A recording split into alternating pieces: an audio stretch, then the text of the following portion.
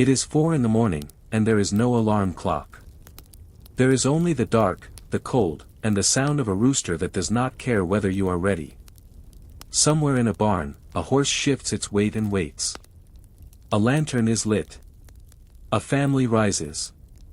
And for the next 16 hours, every single one of them, from the youngest child able to carry a bucket to the oldest grandparent still able to stand, will be locked in a battle against the land itself. No engines. No diesel. No hydraulics. Just muscle, bone, wood, and iron, pitted against hundreds of acres of unforgiving earth. This was not a single morning. This was every morning, for millions of families, for thousands of years. And it is a world so physically demanding, so relentless, so utterly different from anything most of us will ever experience, that it is almost impossible to imagine.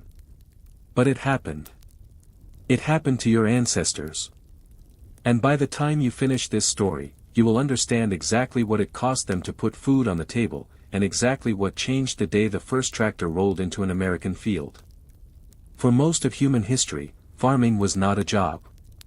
It was a life sentence, passed down from parent to child, generation after generation, with almost no way out.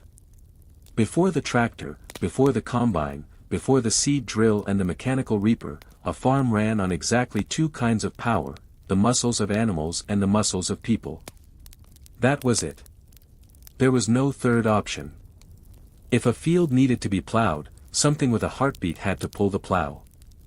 If a crop needed to be cut, something with hands had to swing the blade.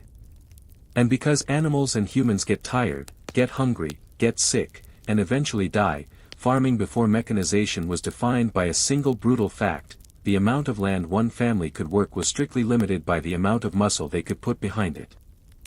Let's start with the plow, because the plow is where everything begins. Before a single seed can go into the ground, the soil has to be broken open, turned over, and prepared. Today, a modern tractor can plow dozens of acres in a single afternoon. Before mechanization, plowing was measured not in acres per hour, but in acres per exhausting day, and even that was optimistic. A farmer walking behind a horse-drawn or ox-drawn plow, gripping wooden handles that jumped and jerked with every root and rock beneath the surface, might turn over 1 to 2 acres if the day went well. If the soil was heavy clay, if the animals were tired, if a plow blade struck a hidden stone and the whole apparatus lurched violently, less. Much less. And this wasn't a one-time task. This was spring after spring, field after field, for as long as that farmer lived and worked. Now think about what 1 to 2 acres a day actually meant for a family trying to feed itself, pay debts, and maybe sell a little surplus at market. A modest farm in the 1800s might need 40, 80, even 160 acres under cultivation. Do the math. At 2 acres a day, plowing alone, before a single seed touched the soil, could consume an entire season. And the plowing had to be finished within a narrow window, because miss the planting date and you might lose the crop to frost, to drought, to the simple cruelty of a growing season that does not wait for anyone. This is why farm families were large. This is why children as young as 5 or 6 were already working in the fields, pulling weeds, chasing birds away from seedlings, carrying water to the adults. It wasn't a matter of choice or tradition for its own sake. It was survival math. More hands meant more acres could be worked. Fewer hands meant hunger. A farmer without sons or daughters old enough to help was a farmer in real danger, and this single, cold economic reality shaped families, marriages, and entire communities for centuries. And here's something most people never stop to consider: the animals themselves were not just tools. They were, in many cases, the single most valuable asset a farming family owned. A good team of oxen or horses could cost more than the land itself in relative terms. These animals needed to be fed, year-round, whether they were working or not.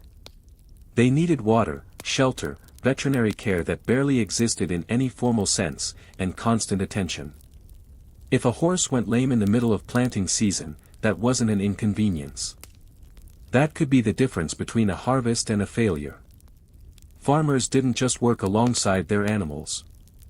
They depended on them so completely that losing one could threaten the survival of the entire household.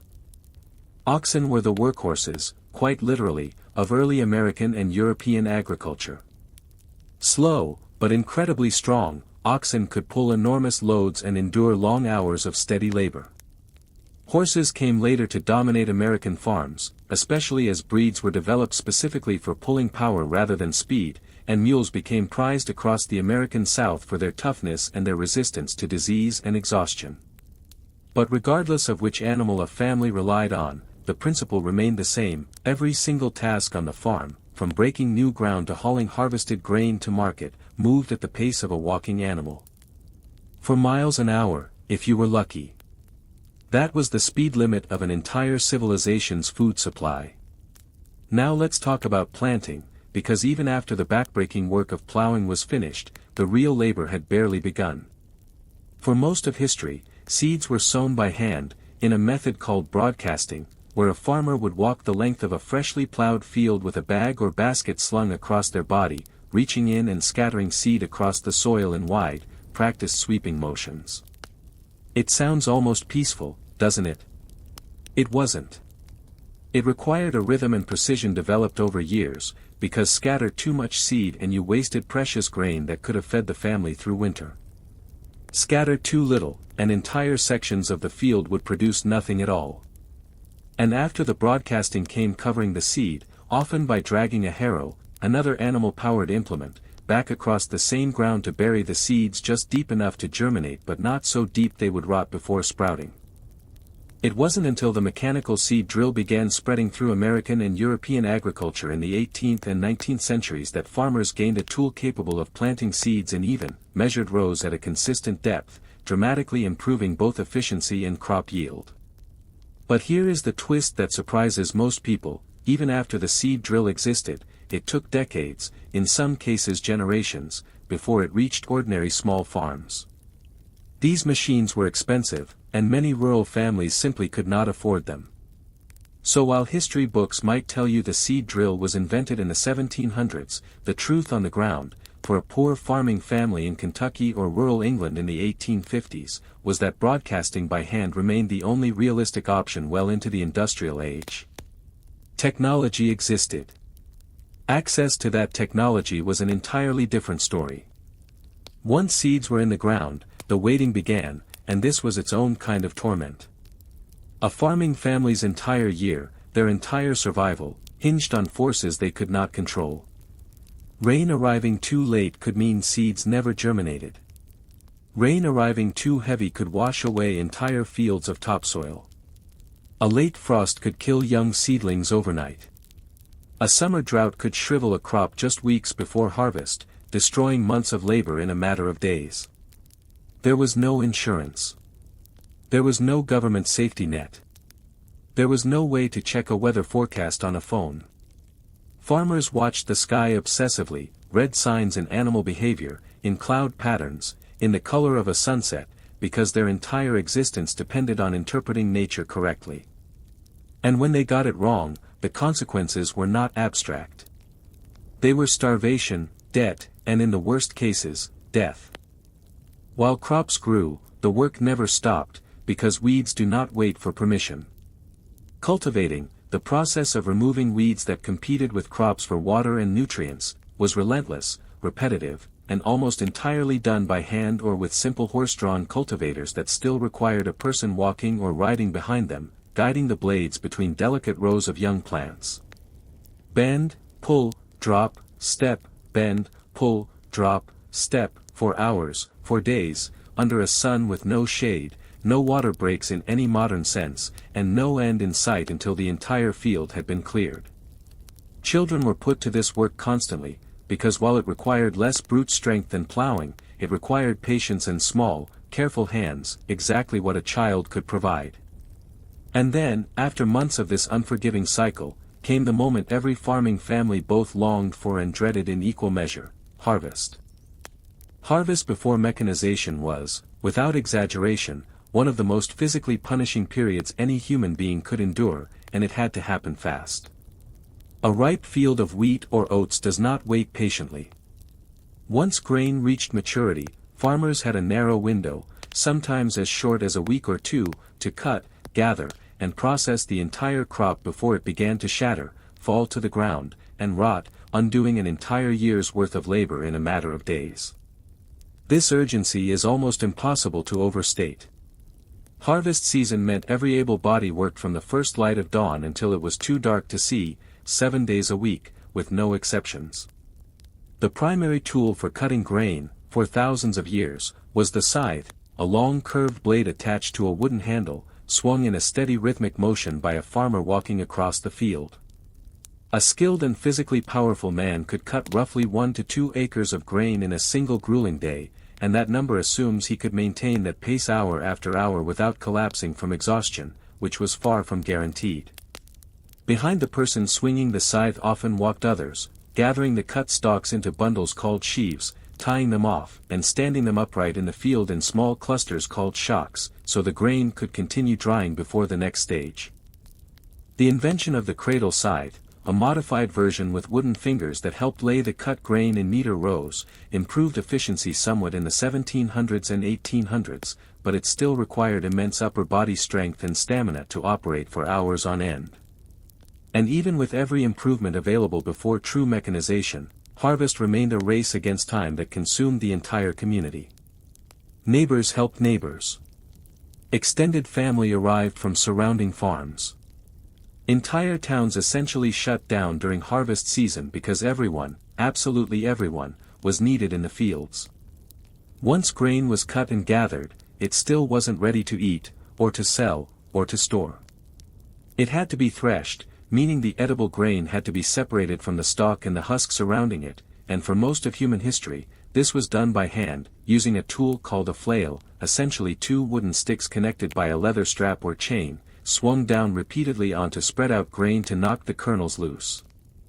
This was slow, exhausting, monotonous work that could take an entire winter to complete for a single farm's harvest, performed indoors in barns during the coldest months of the year, when outdoor field work was impossible anyway.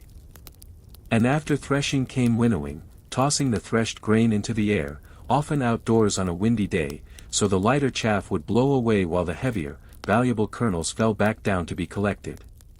It is a method so old, so fundamentally tied to human ingenuity solving a physical problem with nothing but wind and gravity, that versions of it appear in agricultural societies stretching back thousands of years across nearly every continent on Earth.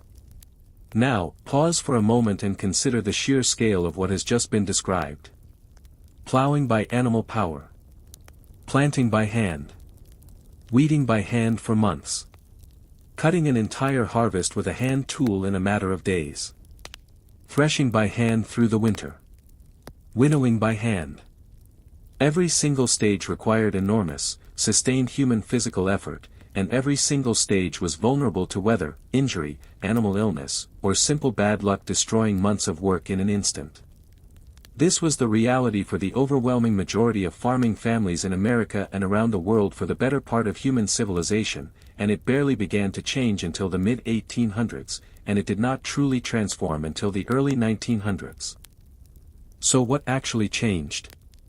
The first real crack in this ancient system came with mechanical improvements to individual tasks rather than a complete overhaul of farming itself. Cyrus McCormick's mechanical reaper, patented in the 1830s and refined over subsequent decades, allowed horses to pull a machine that cut grain far faster than any human with a scythe possibly could, transforming harvest from a task requiring dozens of laborers into one requiring far fewer hands and far less time. This single invention alone is credited by many historians with fundamentally altering American agriculture, because it meant a smaller family could now realistically manage far more acreage than ever before. Threshing machines followed, first powered by horses walking in endless circles turning a mechanism, and later powered by steam engines, portable machines that could be hauled from farm to farm during harvest season, allowing an entire winter's worth of hand-threshing labor to be compressed into a matter of hours. Farmers would pool resources, sharing a single threshing machine across an entire community, an event that became almost festival-like, with neighboring families gathering, working together, and sharing enormous communal meals, because the labor and the machine itself demanded so many hands to operate safely. But even with these improvements, one fundamental limitation remained unsolved: plowing and cultivating the soil itself was still tied entirely to animal power, and animal power had hard physical limits. A horse can only pull so much, for so many hours, before it needs rest. It needs food constantly, whether it's working or not. It gets sick. It ages. It dies. And no matter how many mechanical improvements were bolted onto a horse-drawn plow, the fundamental ceiling of what one farm family could accomplish remained tethered to biology. This is exactly the problem the tractor was built to solve, and its arrival did not happen overnight. It happened gradually, in fits and starts, across several decades, facing skepticism, mechanical failure, and enormous cost barriers before it finally, irreversibly, transformed farming forever. Early experiments with steam-powered traction engines appeared in the mid to late 1800s, massive, heavy machines capable of pulling plows and powering threshing equipment, but they were often too large, too expensive, and too impractical for smaller family farms, more suited to enormous operations with the capital to invest in them. It wasn't until the early 20th century, with the development of smaller, more affordable gasoline-powered tractors, that mechanized farming began to reach ordinary families rather than just wealthy landowners. The Fordson tractor, introduced by Henry Ford's company in 1917, is often credited as the machine that truly brought tractor power within reach of the average American farmer. Mass-produced using the same assembly line philosophy that had already revolutionized automobile manufacturing, the Fordson was smaller, lighter, and dramatically cheaper than earlier steam-powered machines, and it sold in numbers that steam traction engines never came close to reaching.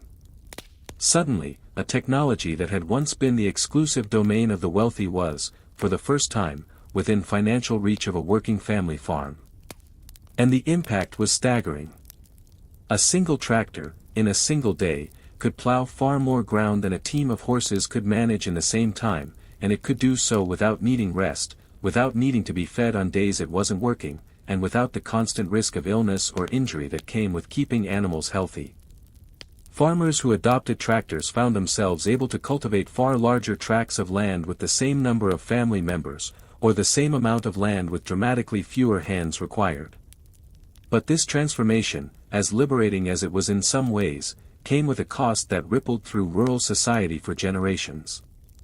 As fewer farm workers were needed to work the same amount of land, and as mechanization made larger farms more efficient and more profitable than small family operations, millions of people who had spent their entire lives working the land found themselves with no place left on it. This is one of the most overlooked consequences of the tractor's rise. It didn't just change how farming was done, it fundamentally changed who could make a living doing it. Throughout the 20th century, waves of rural Americans left farms for cities, seeking factory work, seeking any work, because the land that had sustained their families for generations simply no longer needed them in the same numbers. The transition wasn't instant either. Well into the 1930s and even the 1940s, many American farms, particularly smaller and poorer operations, still relied heavily on horses and mules, either because they couldn't afford a tractor, couldn't afford the fuel and maintenance a tractor required, or simply because trust in this new technology took time to build. There are documented accounts of farmers who initially refused to give up their horse teams, not out of stubbornness alone, but out of a genuine, reasoned skepticism, having watched early tractor models break down constantly, get stuck in mud that a horse could have simply walked through, and require expensive repairs that a sick horse never did. The tractor had to prove itself, season after season, before it earned the trust that horses and oxen had earned over centuries. By the time the mid-20th century arrived, though, the transformation was essentially complete across most of American agriculture. The image of a farmer walking behind a horse-drawn plow, once the universal picture of rural life stretching back thousands of years, had become a rarity, a nostalgic image rather than an everyday reality. The physical, backbreaking, muscle-powered agriculture that had defined human civilization since the dawn of farming itself had, in the span of just a few generations, been almost entirely replaced. And here is perhaps the most sobering way to understand just how profound this shift truly was. For the vast majority of human history, roughly 90% or more of the population in most societies needed to be involved in food production simply to feed everyone else. Today, In the United States, less than 2% of the population works directly in farming, and that small fraction produces enough food to feed the entire country and export massive surpluses to the rest of the world. That staggering shift, from 9 out of every 10 people farming just to survive, to fewer than 1 in 50, did not happen because human beings became less hungry. It happened because a handful of machines, developed and refined over roughly a century, replaced the muscle of millions of people and millions of animals with steel, combustion, and horsepower measured not in the literal strength of a horse, but in engines capable of the output of dozens of them combined. Think about what that really means. Every single person reading or watching this, unless they come from one of the very few families still directly engaged in agriculture, is only free to do the work they do, live in the cities they live in, and pursue the careers they pursue, because somewhere in the last century, the tractor and the machines that followed it broke a chain that had bound humanity to the soil since the very first seeds were planted thousands of years ago. The office worker, the teacher, the engineer, the artist, none of these lives, in anything close to their current form, were possible for the average family before mechanized farming freed enough hands from the fields to go build everything else that modern life is made of. It's worth sitting with that for a moment, because it reframes something we rarely think about at all. The tractor wasn't just a farming tool. It was one of the single most transformative inventions in human history, quietly, gradually, reshaping not just agriculture, but the entire structure of modern civilization, one field at a time. If your own grandparents or great-grandparents worked the land before machines took over, what stories did they pass down to you about what that life was really like?